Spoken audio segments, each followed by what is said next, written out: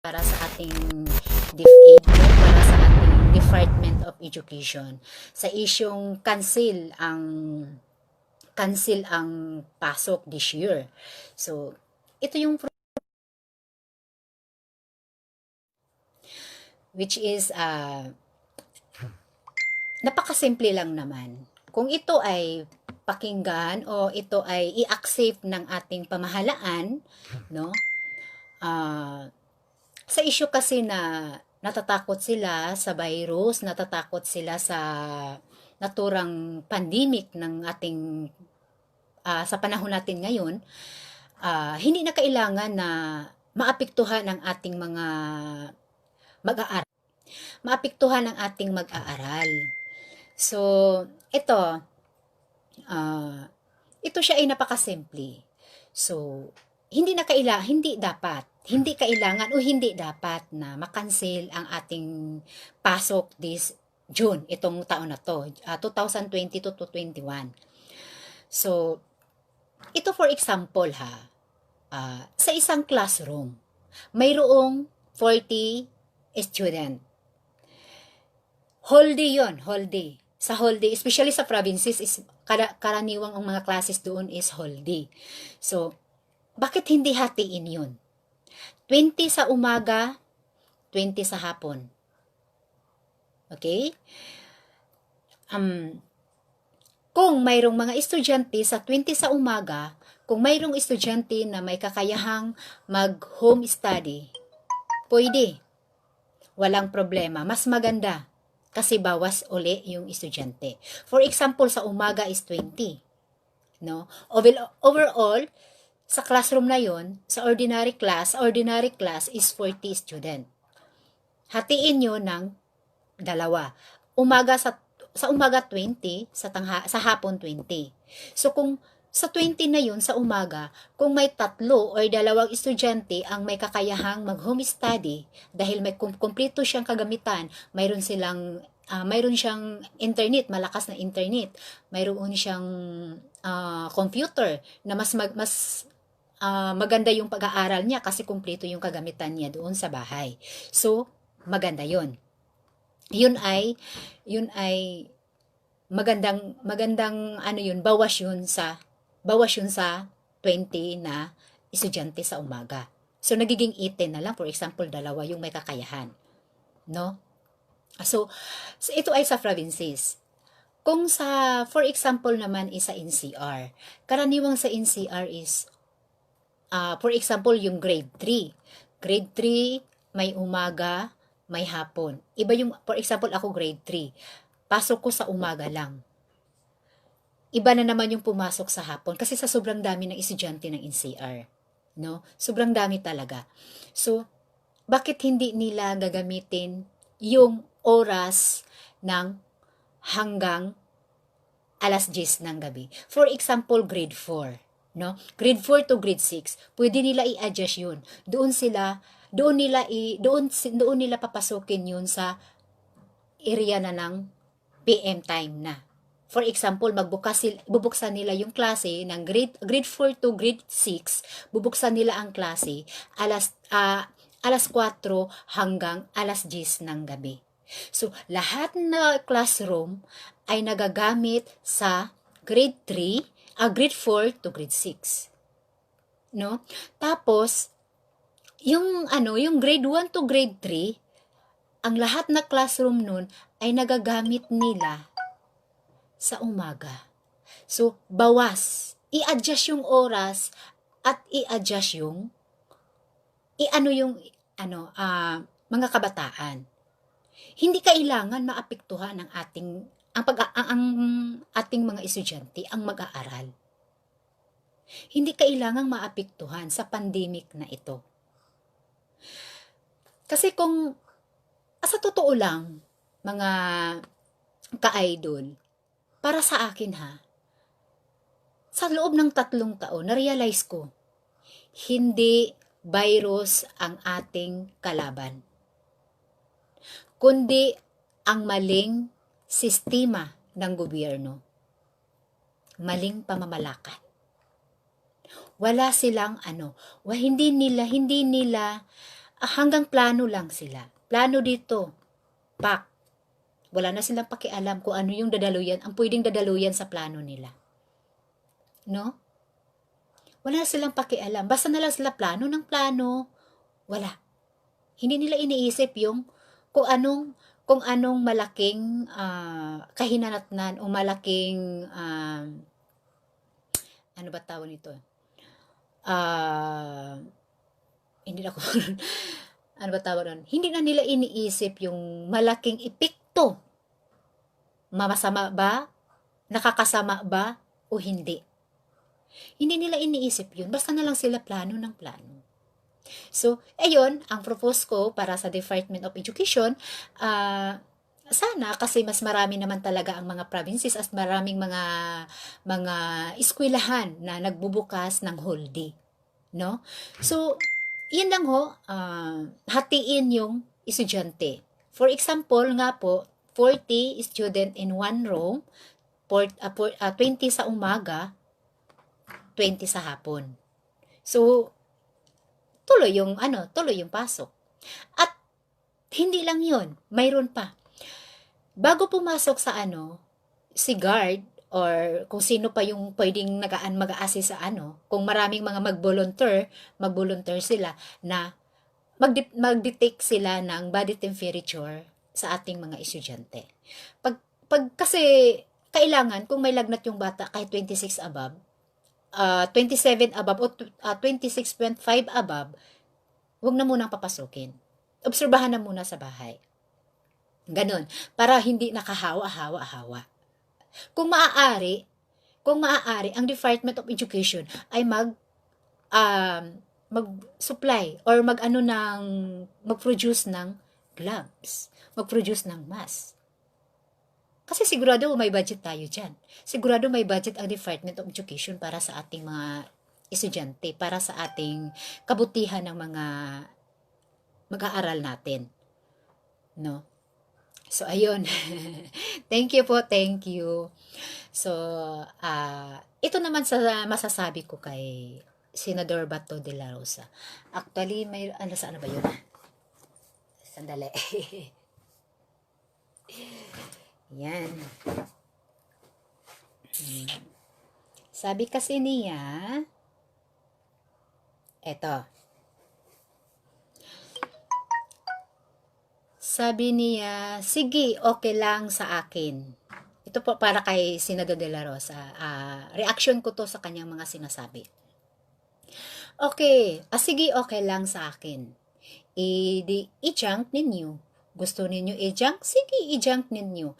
Kapag kayo mabiktima sa terorista, kapag may mamatay na sa mahal nyo sa buhay, hindi kayo mismo, huwag nyo sisihin ang gobyerno.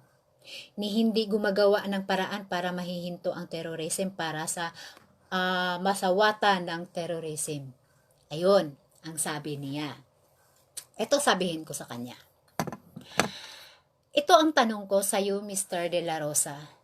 Mr. Senador. Actually, itong vlog na to is pangatlo to. Pangatlo ko na tong sa kanya eh. First, drug on war, noong PNP chief pa siya. At saka noong dito senador na siya, ayun ay sabi niya, masama bang maging loyal sa Pangulo. So, ito yung pangatlo. Ito ang tanong ko sa iyo, Mr. Senador. Kung sakaling ba ikasa o aprubahan ang anti-terrorism bill, nakakasiguro ka ba na sila ay kusang sumusurrender sa pamahalaan? Sumusurrender sa Pangulo? Hindi ba? Hindi.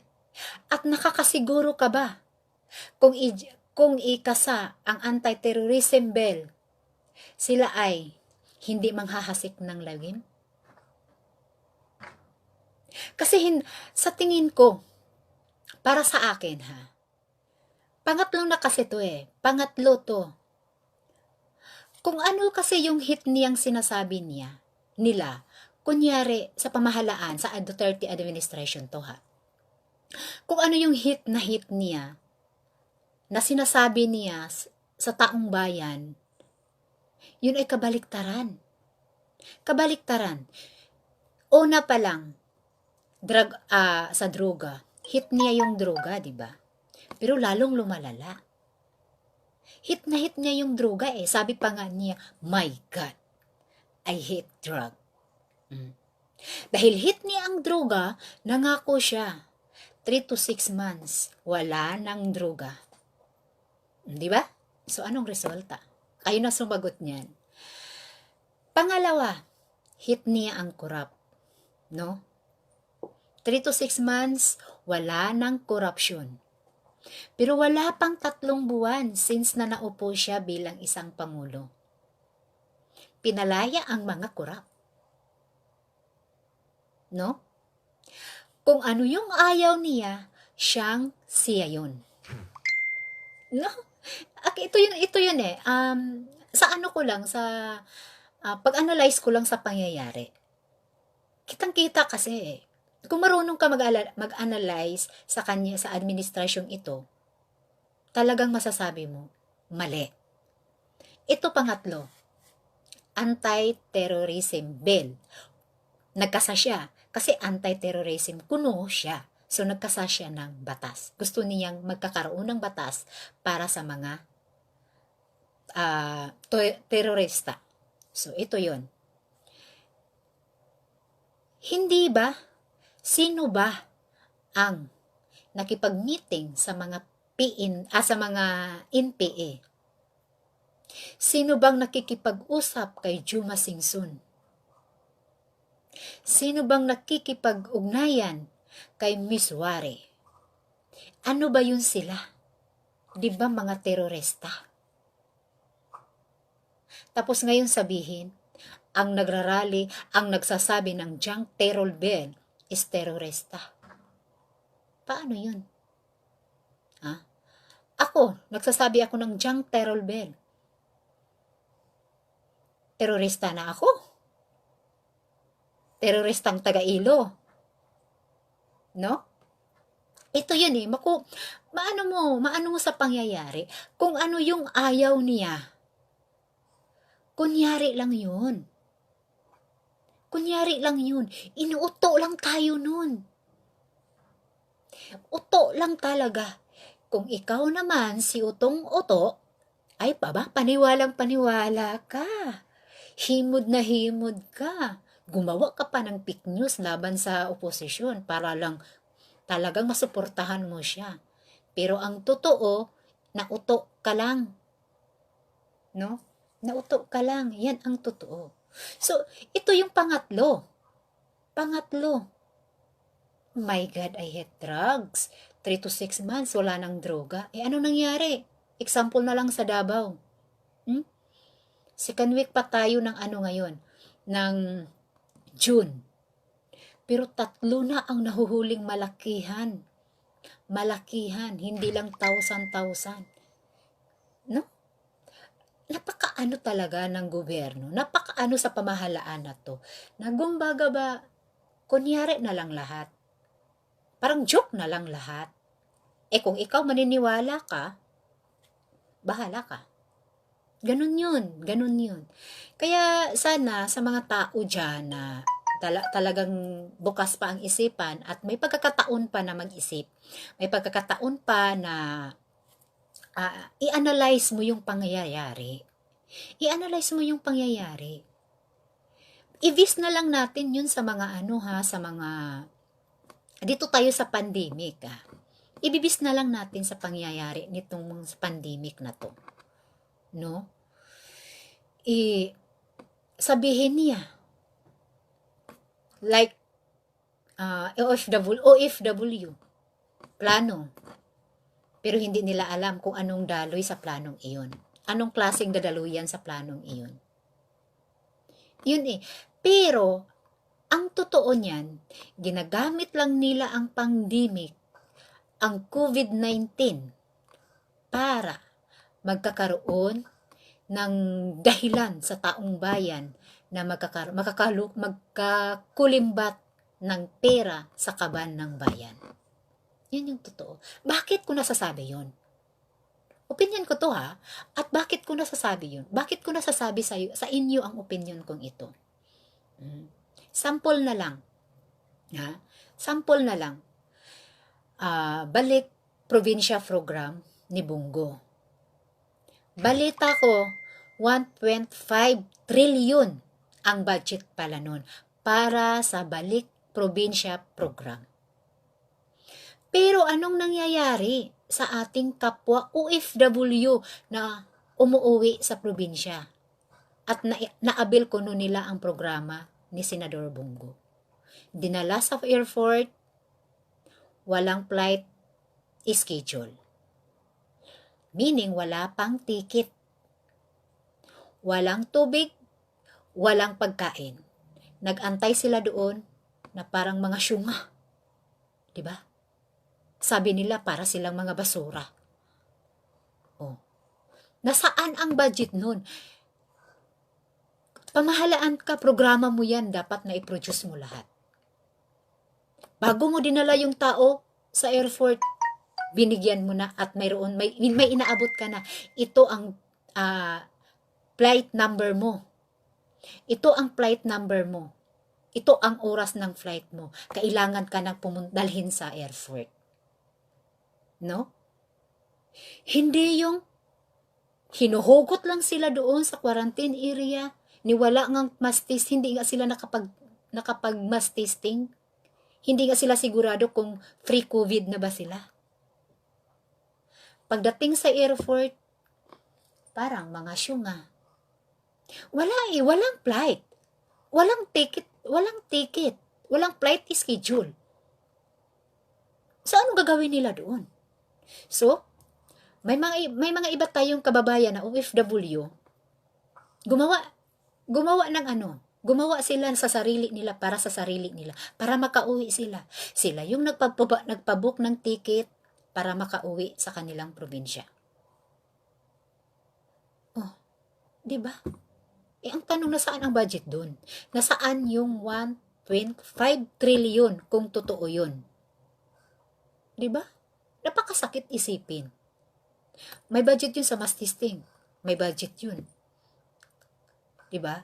Kinuha ng doon na yun. Doon na yun nakasama na yun sa 1.5 trillion. Yung ticket, kasama na yun doon. Pero, wala eh.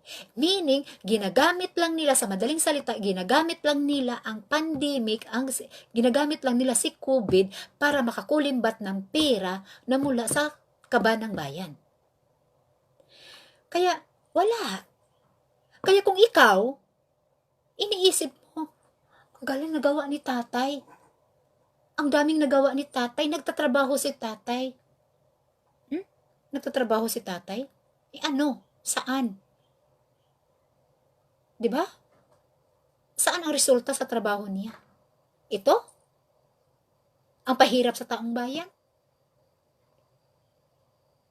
Ito na nga siguro ang mga sinasabi sa mga tabugo, sa mga DDS. Na sampal-sampalin ka ng mura, sampal-sampalin ka ng kabastusan. Tapos sasabihin, nagtatrabaho si tatay, panay-panira kayo. Nasaan? Nasaan ang resulta ng trabaho niya? Ito.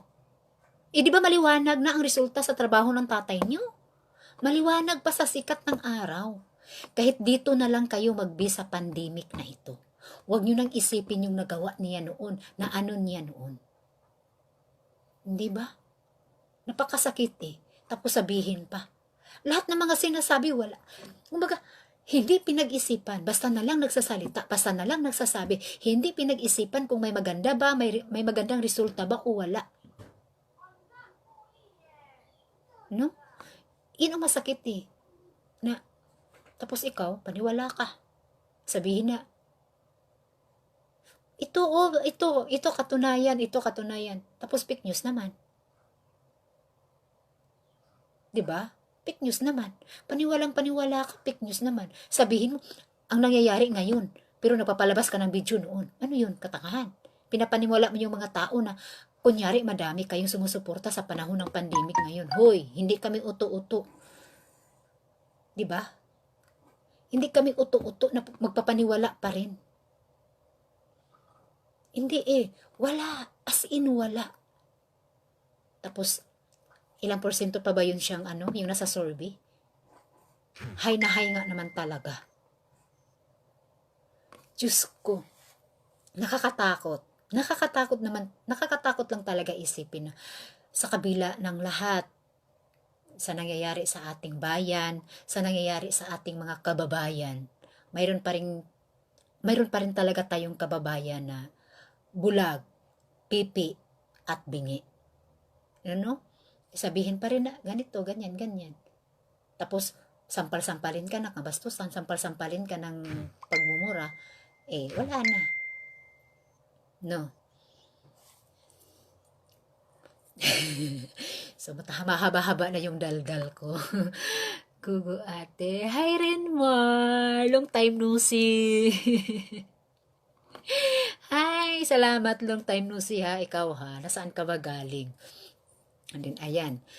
So, mahaba-haba na rin yung daldal ko. So, ayun ha. Yun yung proposed solution ko sa ating Department of Education. Basta yun lang na sana wag maapektuhan ang ating mag-aaral, no? Kasi sa totoo hindi naman talaga dapat maapektuhan eh. Kung talagang magaling o marunong lang magdala o maglatag ng sistema ang ating pamahalaan sa pandemic na ito, hindi kailanman maaapektuhan ang ating mag-aaral. Hindi kailanman maaapektuhan kung ano pa man yan. No? Hindi kailangan. Sana ibalik ang klase at mayroong tamang sistema. Hindi yung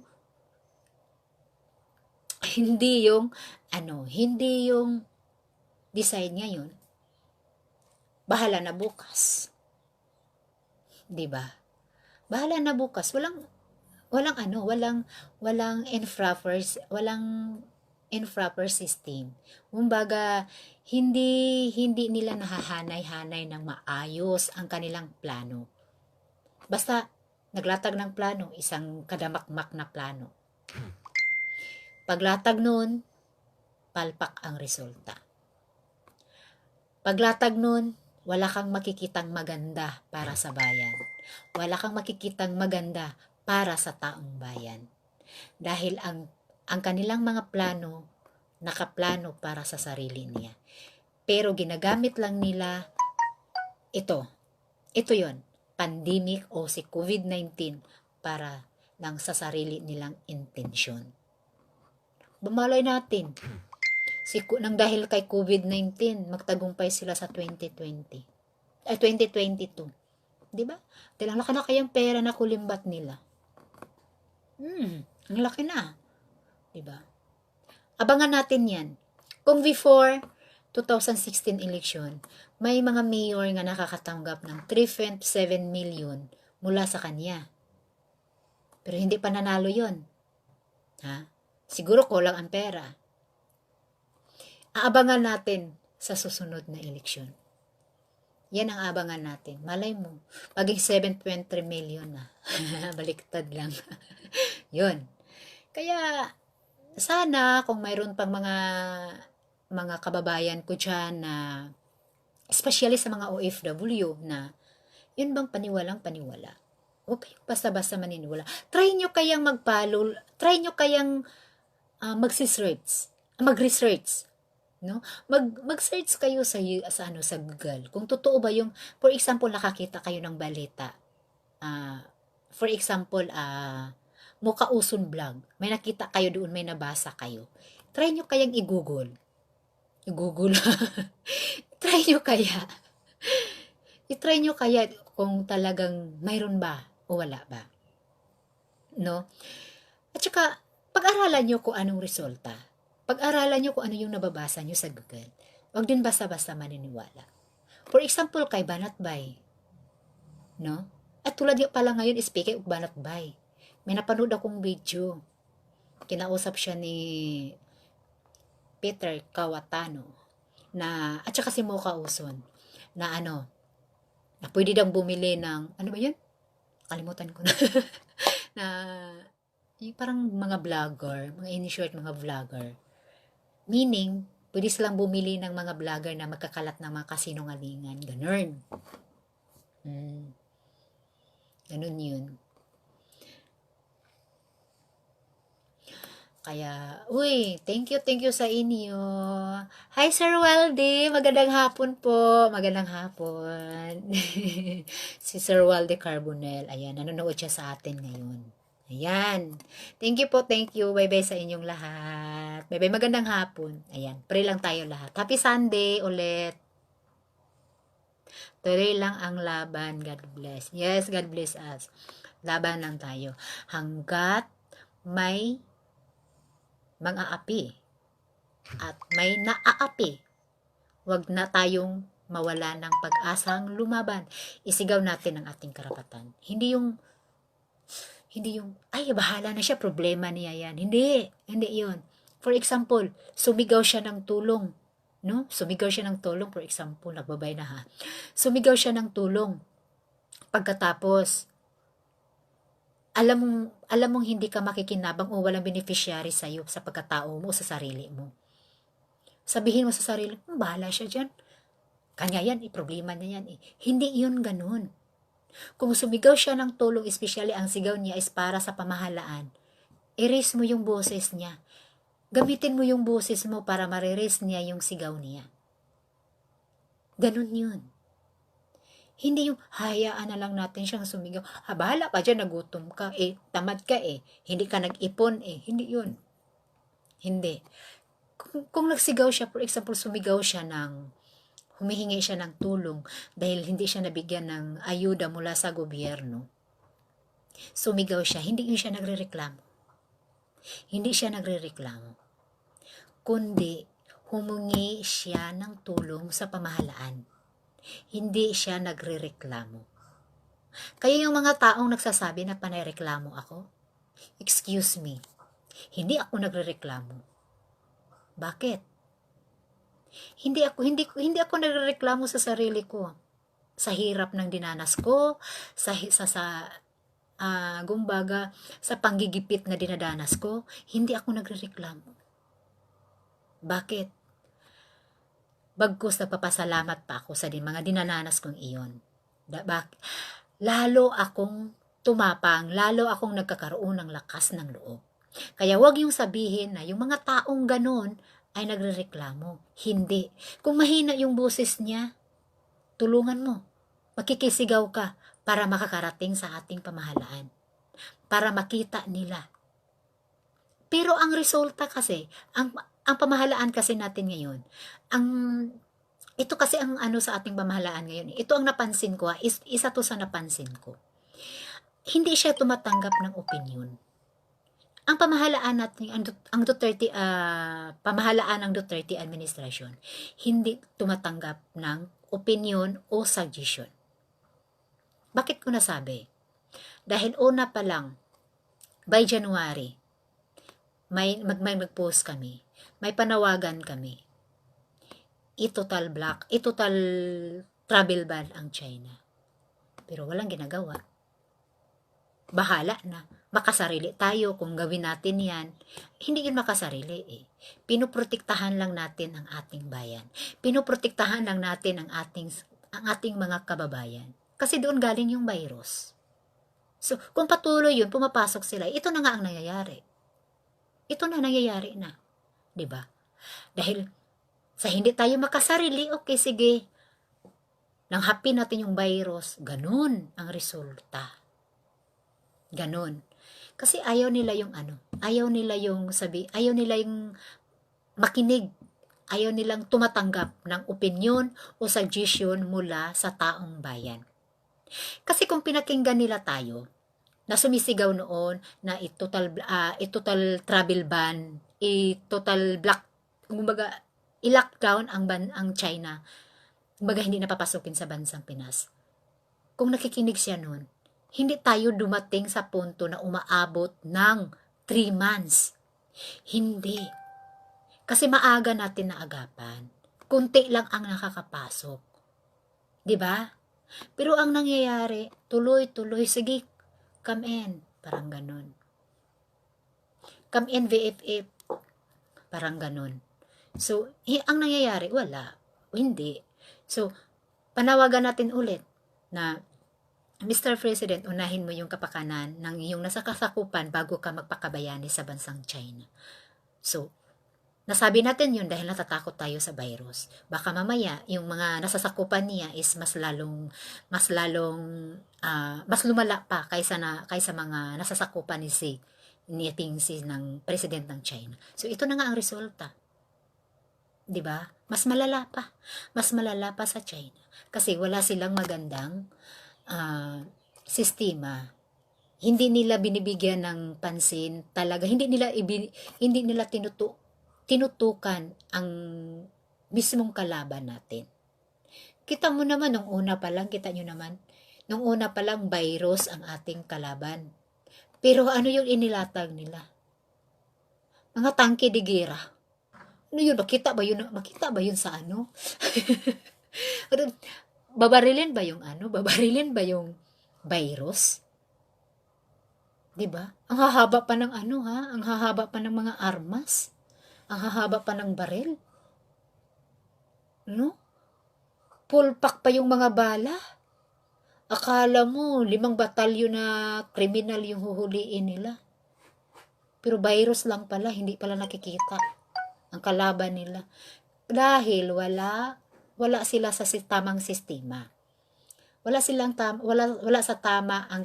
tamang sistema ang kanilang pagsugpo sa naturang virus. Kaya ganito ang nangyayari sa atin. Kung maaga lang talaga, ito masasabi ko talaga na ako mismo ha, sa kanya ko naman talaga masisisi kung bakit laganap ang virus sa bansa. Kasi una pa lang, ako mismo sa sarili ko, ako nananawagan na yun nga ang gagawin. May sinagot pa nga ako sa isang videos At sinabihan akong makasarili. 'Di ba? Binastos ako. Wala akong sinabing masama kundi nagbibigay lang ako ng opinyon, nagbibigay lang ako ng proposed solution para sa pamahalaan. Pero binastos ako. 'Di ba? Hindi ko problema 'yon. Problema niyo 'yon. Problema niyo 'yon dahil mga bastos kayo. Problema niyo 'yon dahil hindi niyo tanggap na isang antay lang ang nagsasabi ng ganun sa Pangulo. 'Di ba? Hindi kasi maganda na kumbaga ilo-lockdown mo yung isang tao na wala namang sinasabi against sa'yo. 'Di ba? Ginagawa 'yun sa tao. For example, ginagawa ko 'yun sa sarili ko, ginagawa ko 'yun hindi para sa akin, kundi para sa bayan at para sa taong bayan. Pero hindi nila pinakinggan, hindi nila ina-accept. Noong nakakarating sa palasyo, sinasabi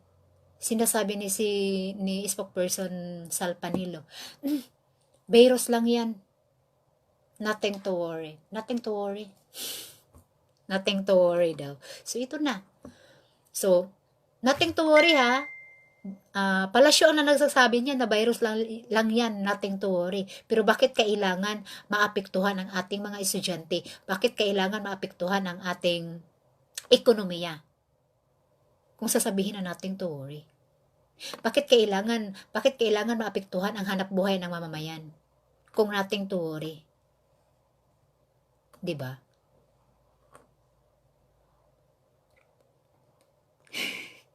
May microphone daw ang tangkilikir. Ay, may microscope pala. Kala ko microphone. Ayan.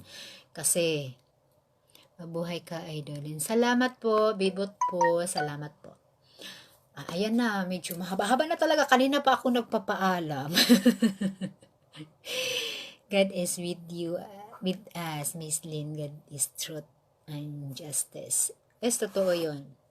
Alam mo kasi, Sir Lyrol, hindi lang naman kasi sa pagbubuhat sa sarili kong bangko. Nakikita ko kasi sa sitwasyon ko.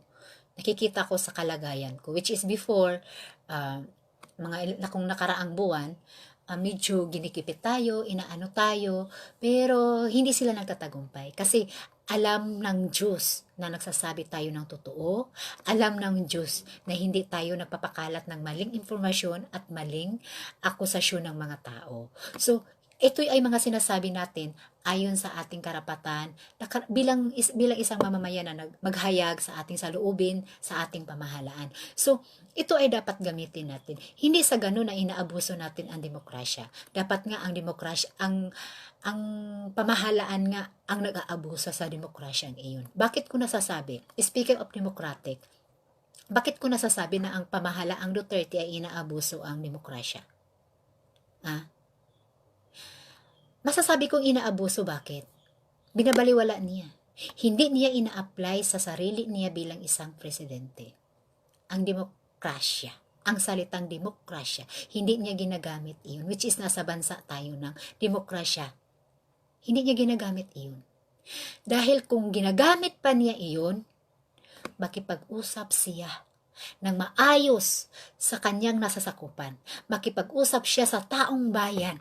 Tumatanggap siya ng opinyon, tumatanggap siya ng suggestion sa taong bayan, lalong-lalo na sa mga ordinaryong tao. Isa yun sa pagpapahalaga ng demokrasya. Kung ikaw na mamahala, kung sabihin mo ginagamit mo ang demokrasya dahil nasa bansang demokrasya ka, makinig ka sa hinaing ng taong bayan. Makinig ka sa mga suggestion, sa mga opinyon ng mga taong bayan. Hindi porkit ikaw ang nakaupo, lahat na gusto mo kailangan masunod. Lahat na gusto mo kailangan sundin.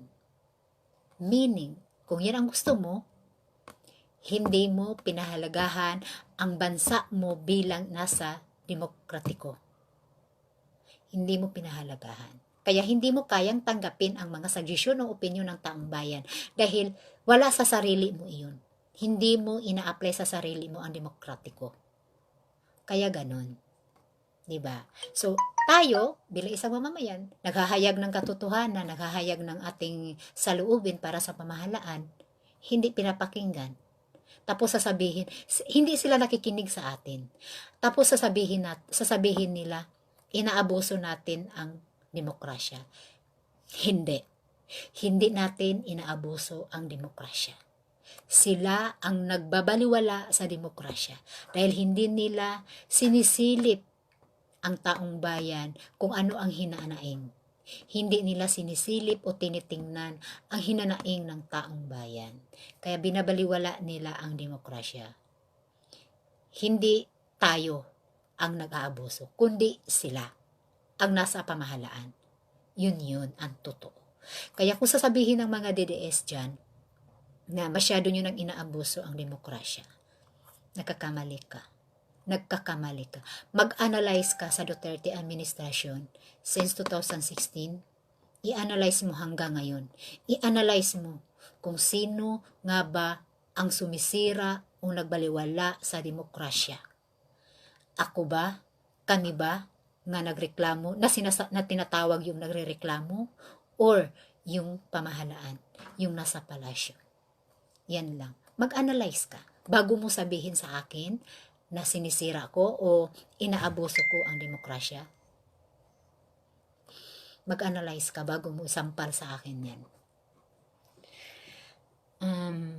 Ayan na. Ito finally, magpapaalam na talaga ako, promise.